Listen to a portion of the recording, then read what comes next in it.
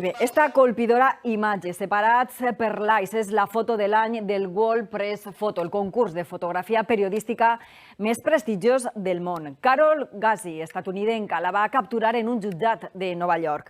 La fam a Gaza i els lluís per violència sexual a dones indígenes a Guatemala han sigut les fotografies finalistes.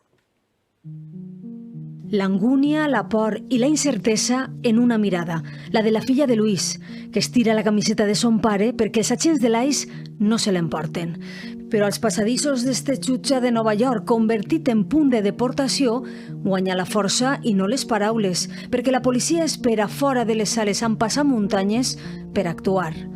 La fotoperiodista Carol Ghazi documenta este traumàtic instant per al Miami Herald dins d'un reportatge que posava cara a les polítiques migratòries de Trump que destrossen les famílies. Amb 4 premis Pulitzer per treballs a Kosovo, Haití o Colòmbia, Ghazi no ha hagut d'eixir ara de casa per a retratar el terror. Entre els finalistes també trobem la fam de Gaza, que fa desaparèixer este camió d'ajuda humanitària enmig del que va ser una ciutat. I també la lluita col·lectiva d'estes dones indígenes de Guatemala, que van ser retingudes i violades durant la Guerra Civil, als anys 80. En 2011 trencaren el seu silenci. Són les fotografies guanyadores d'entre més de 57.000 imatges presentades i on també hi ha 3 espanyols que van ser guardonats en els certàmens regionals previs.